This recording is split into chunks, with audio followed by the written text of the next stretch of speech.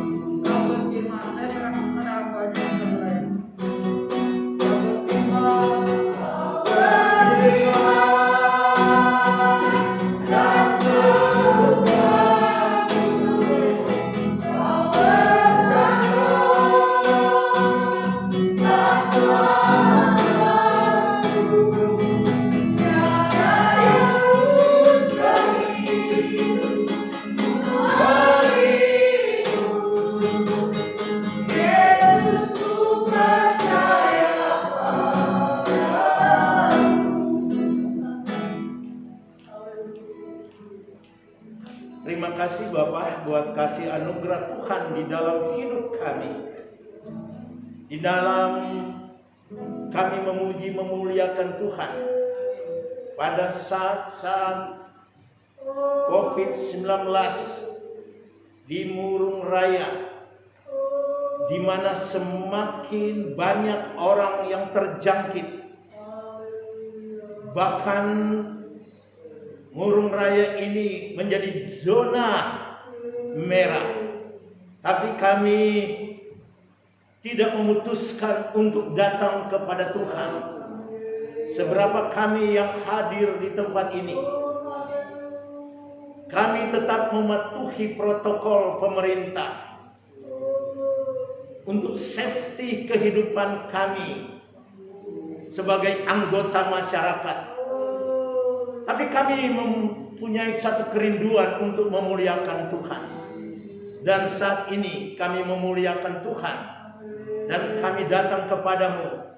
Bahkan kami rindu untuk mendengarkan firman-Mu. Urapi hamba-Mu, supaya firman-Mu boleh menjadi berkat.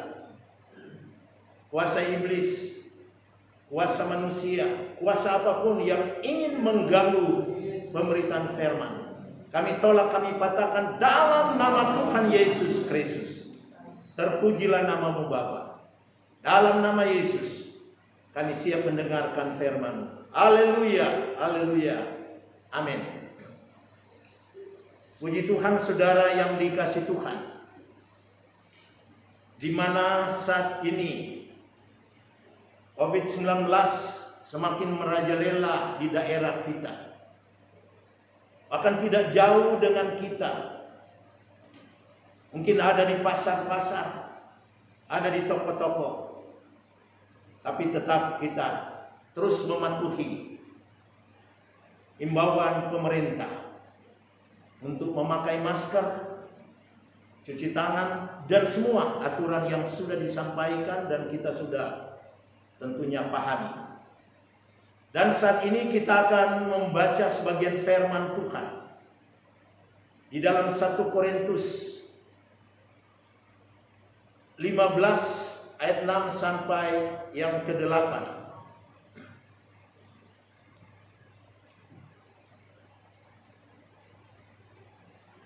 Kita bangkit berdiri, beberapa kita yang ada, baik yang menyaksikan tayangan ini di rumah-rumah atau di mana saja berada. Saya akan membaca firman Tuhan. 1 Korintus 15 ayat 6 sampai 8. Sesudah itu ia menampakkan diri kepada lebih dari 500 saudara sekaligus.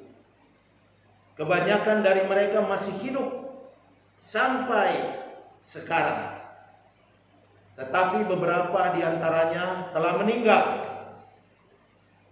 Selanjutnya ia menampakkan diri kepada Yakobus, kemudian kepada semua rasul. Dan yang paling akhir dari semuanya, ia menampakkan diri juga kepadaku, sama seperti kepada anak yang lahir sebelum waktunya. Semua berkata amin. Silakan duduk kembali. Saudara yang dikasih Tuhan, kemarin dalam suratan Petrus kita membacanya dan menunjuk tentang makna kebangkitan.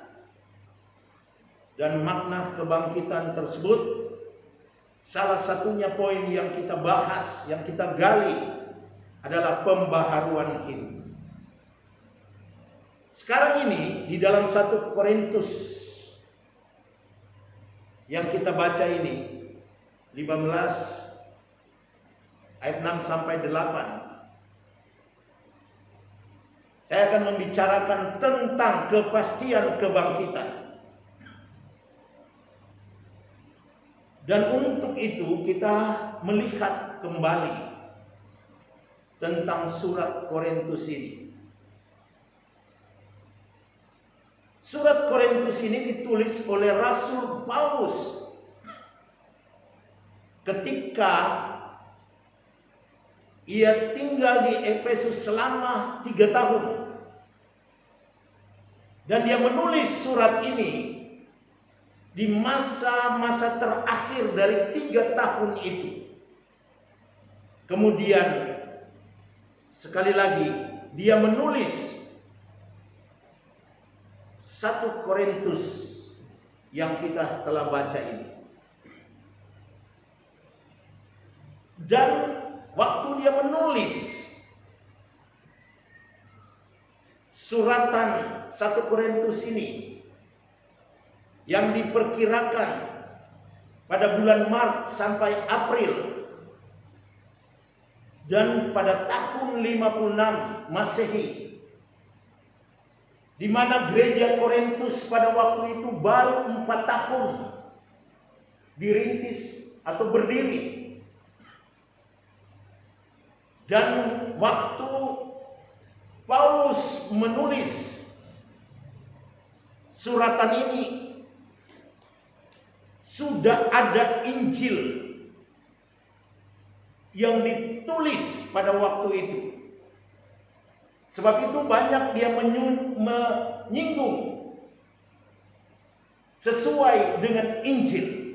Dia mengatakan begitu. Artinya sudah ada Injil yang ditulis. Dan apa yang disampaikan oleh Paulus itu selalu sesuai dengan Injil yang sudah ditulis pada waktu itu. Dan waktu Paulus menulis suratan Korintus ini, masih ada rasul-rasul yang hidup, termasuk Rasul Yohanes yang menuliskan Injil Yohanes. Bahkan suratan-suratan Yohanes 1, 2, dan 3 yang ditulis sekitar tahun 90-an Masehi, yang artinya tulisan ini diketahui oleh Rasul Yohanes, yang dikatakan Rasul Yohanes paling dekat dengan Yesus dan sangat dikasihi oleh Yesus.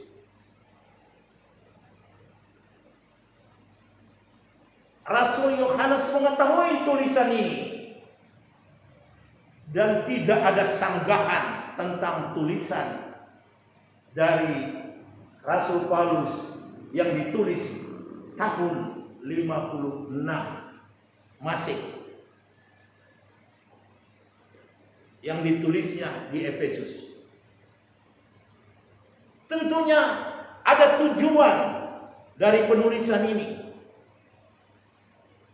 Kalau saudara membaca tujuan menulis surat ini, yaitu ada masalah-masalah perpecahan gereja.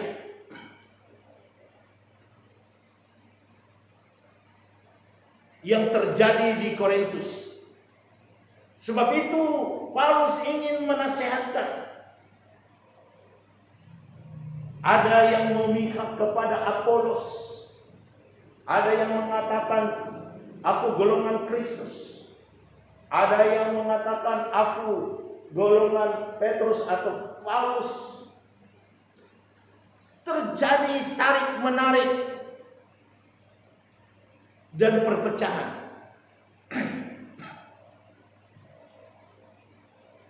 Itu saudara bisa membacanya di dalam 1 Korintus 1 ayat 10 sampai yang ke-18. Tapi kita tidak usah baca. Kemudian Rasul Paulus ini menulis dengan tujuan menasehatkan tentang moralitas yang bobrok dari jemaat Korintus itu, yaitu tentang masalah moral yang menyimpang. Saudara bisa temukan itu dalam 1 Korintus 5 ayat 1 sampai 13 dan di dalam 1 Korintus 6 ayat 17 sampai yang ke-20.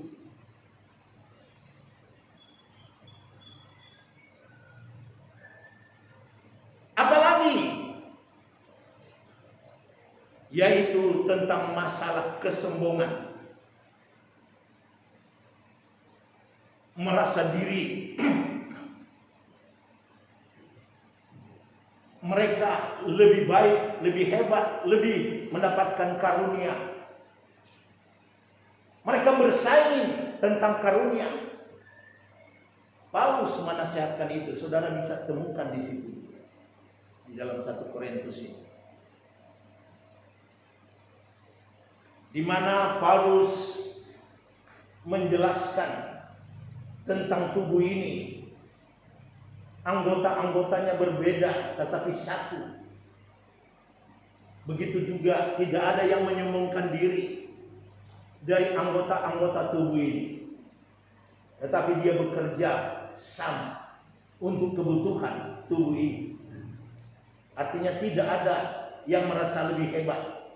Artinya kaki tidak boleh mengatakan saya paling hebat dan mengatakan kepada kepala atau mata atau tangan, dan sebaliknya seperti itu. Jadi masalah kesombongan, karena masing-masing merasa lebih unggul.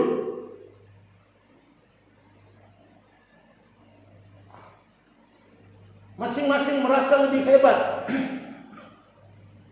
Dan ini disebabkan oleh pengajar-pengajar atau guru-guru palsu yang kemudian mereka berbuat semuanya tanpa aturan. Itulah tujuan. Kemudian di dalam tulisan-tulisan ini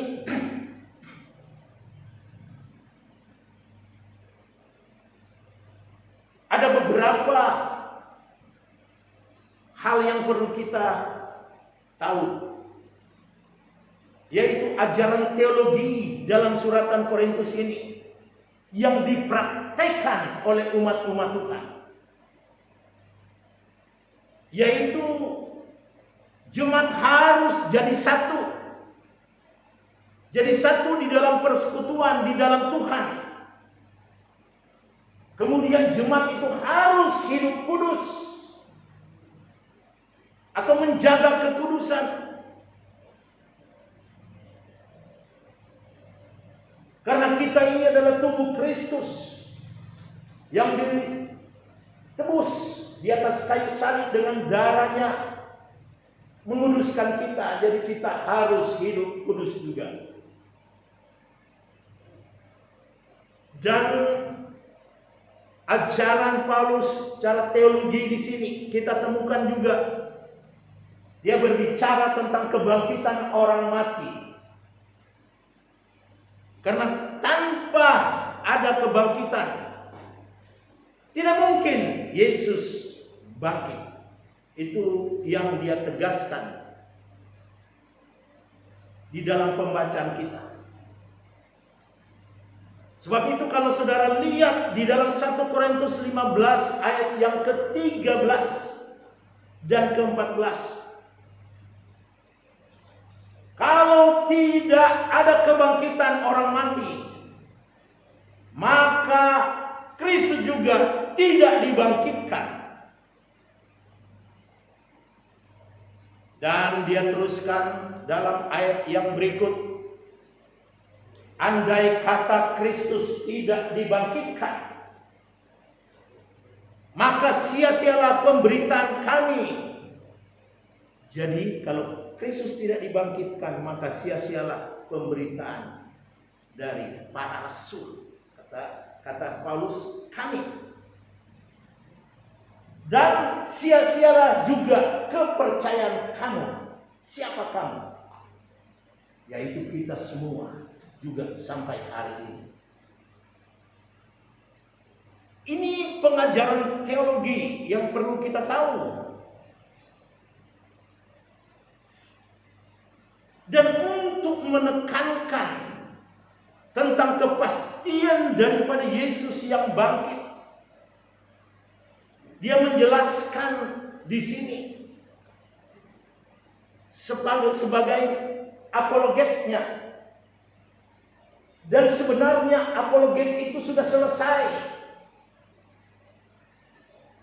Apologet artinya kita membela, kita menjawab semua pertanyaan-pertanyaan tentang kebangkitan itu benar atau tidak. Memang banyak orang bertanya sampai hari ini. Orang tetap bertanya, benarkah kebangkitan itu? Yang sebenarnya pertanyaan ini sudah selesai. Tapi iblis ingin membangkitkan pertanyaan-pertanyaan ini dari zaman ke zaman. Bahkan pertanyaan ini tidak berakhir. Nanti dia berakhir waktu kedatangan Yesus untuk menjemput kita masuk dalam kerajaan surga.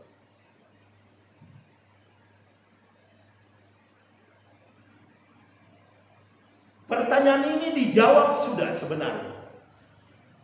Dan sebenarnya itu saya katakan tadi sudah selesai. Perhatikan di dalam 1 Korintus 15 ayat 6. Sesudah itu ia menampakkan diri kepada lebih dari 500 saudara sekaligus. Dan waktu Paulus menulis surat itu, dia katakan kebanyakan dari mereka masih hidup. Jadi kebanyakan mereka masih hidup. Sampai sekarang, di waktu Paulus menulis 1 Korintus ini, yang walaupun ada beberapa orang itu sudah meninggal. Ini jawaban yang telak, jawaban yang sangat baik untuk meruntuhkan asumsi-asumsi dan perlawanan-perlawanan mereka bahwa Yesus tidak bangkit. 500 mata menyaksikan tentang hal itu, termasuk rasul-rasul. Daripada satu suratan yang tidak ada dasar, yang tidak ada saksi, yang menuliskan firman, tapi firman itu tidak ada saksi. Tapi ini 500. Sebab itu topik kita adalah kepastian tentang kebangkitan Kristus.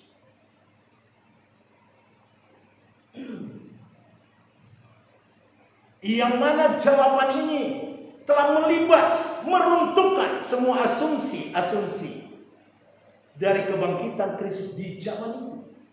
Di waktu Paulus menulis. Bahkan suratan dari Paulus kepada jemaat Korintus ini mewakili untuk memberikan jawaban dari zaman ke zaman.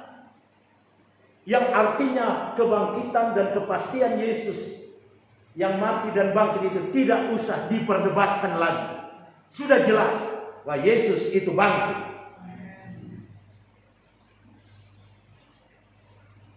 Kenapa? Karena 500 orang menyaksikan. Dan kalau 500 orang ini masih hidup dan Paulus menulis surat kepada jemaat Korintus, ketahuan dari 500 orang ini tidak betul, pasti mereka membantah, tapi tidak ada bantahan. Itulah kehebatan kuasa kebangkitan itu. Jadi kebangkitan Yesus Kristus itu yang kita imani itu tidak sia-sia. Ada fakta sejarah yang membuktikan itu. Dia menyatakan diri juga kepada Yakobus. Yakobus ini siapa? Adiknya Yesus. Di dalam keturunan kemanusiaan antara Yusuf bapaknya dan Maria, ibunya, menghasilkan anak Yakobus. Yang tadinya Yakobus tidak percaya tentang hal ini, tapi setelah Yesus menyatakan dia percaya, bahkan imannya bertumbuh, rohaninya bertumbuh, dan dia menjadi gembala pertama di Yerusalem untuk orang-orang pengikut Kristus. Ya, juga menyatakan diri kepada rasul-rasul, dan terakhir Paulus mengatakan dia menyatakan diri kepada Rasul Paulus. Jadi kepastian dari kebangkitan ini tentunya memiliki dampak. Dan dampak itu juga pasti kita miliki daripada kepastian kebangkitan itu yang sudah disaksikan begitu banyak orang. Pertama, kebangkitan itu membuat murid-murid yakin bahwa Yesus Kristus itu sudah bangkit dan berbicara dengannya. Bahkan mereka lihat waktu dia naik ke sorga dan menyuruh mereka untuk memberitakan Injil, sehingga mengubah kehidupan mereka melalui kebangkitan yang benar ini, atau kepastian kebangkitan ini. Murid-murid jadi militan, tidak takut mati, dan sejarah membuktikan bahwa para rasul dan murid-murid dan pengikut Kristus itu semua militan, tidak takut mati, bahkan dikejar-kejar oleh banyak orang. Pemerintah Romawi, tapi semangat penginjilan itu berjalan terus sampai kerajaan Romawi pada waktu itu tunduk mengakui Yesus Kristus sebagai Tuhan dan Juru Selamat, dan kerajaan Romawi menjadi kerajaan Kristen.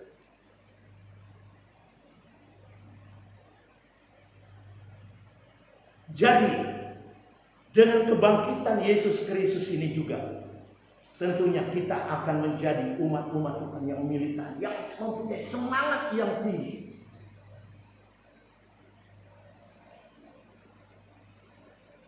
untuk memberitakan kabar sukacita ini.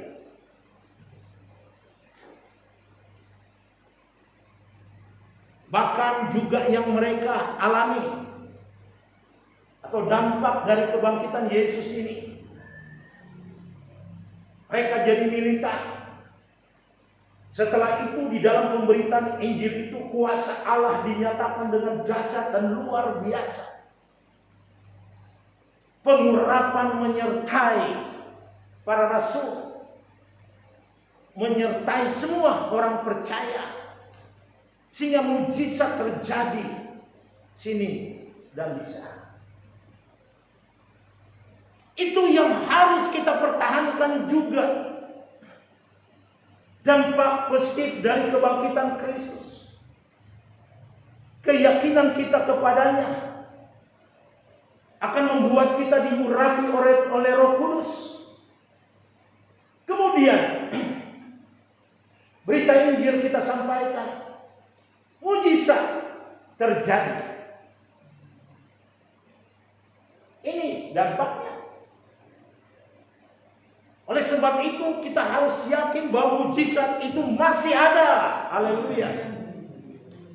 Apalagi di dalam menghadapi COVID-19 ini, penularan yang di Murung Raya ini kedua terbesar dari Palangkaraya. Karena sudah ada 34 atau 30 berapa orang yang positif terjangkit, di mana semuanya kita merasa ragu. Ke pasar kita rasa ragu, ke toko-toko kita rasa ragu.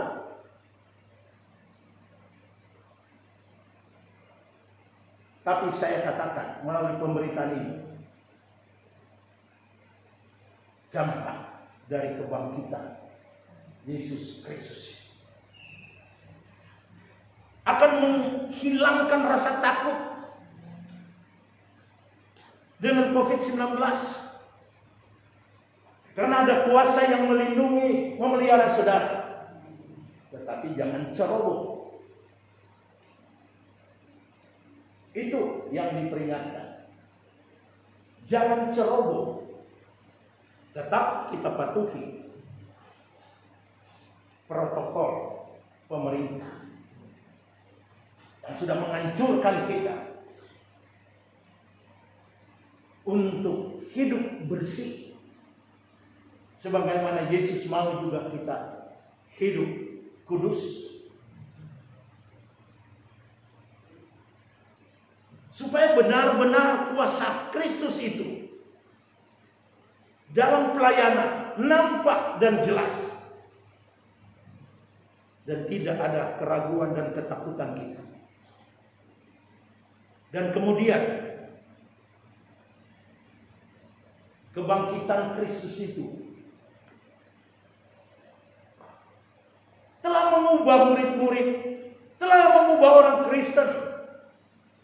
Pada awal gereja bertumbuh dan seterusnya mengubah banyak orang, termasuk saudara dan saya. Kita percaya bahwa kita diubahkan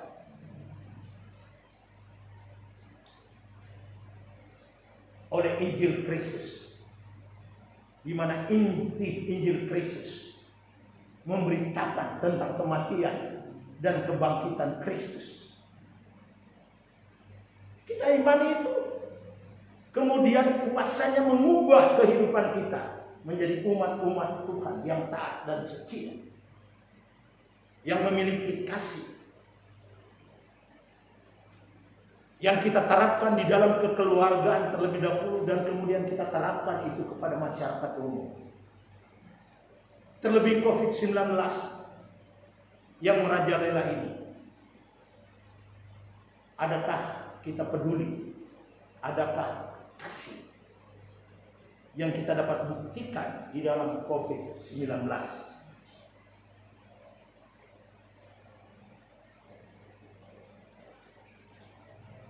Camkan hal ini.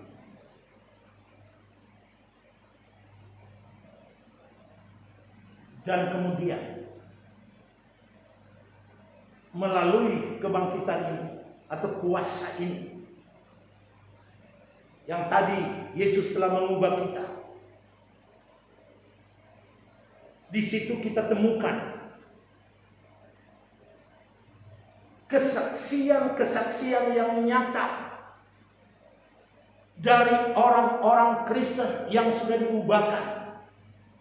Dan kesaksian itu bukan berhenti di satu masa atau di tahun tertentu saja, tetapi kesaksian itu berjalan dari awal gereja itu sampai sekarang ini. Dia berjalan. Mungkin ada orang bilang COVID-19 ini telah meruntuhkan semua kesaksian dari umat Tuhan. Tidak. Malah di dalam COVID-19 ini yang merajalela ini, bukankah iman kita makin teguh? Bukankah harapan kita semakin nyata? Bukankah penantian kita itu terhadap Kristus yang tidak lama lagi akan datang meneguhkan iman kita? Jadi di sini kita lihat kuasa kebangkitan itu membuat umat-umat Tuhan tetap bersaksi dan menyaksikan bagaimana kasih, kebaikan, dan kuasa Tuhan di dalam hidup pribadi, hidup keluarga, hidup jemaat, bahkan kehidupan orang Kristen sepanjang masa. Kiranya firman Tuhan yang singkat ini dapat menolong kita, berikan kekuatan, hikmat, akal budi, kemampuan untuk menghadapi situasi sekarang ini, termasuk COVID-19 yang merajalela di bumi dan di daerah kita. Amin.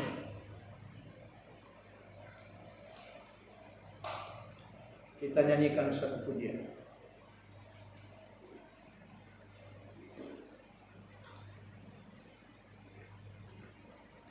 Kita nyanyikan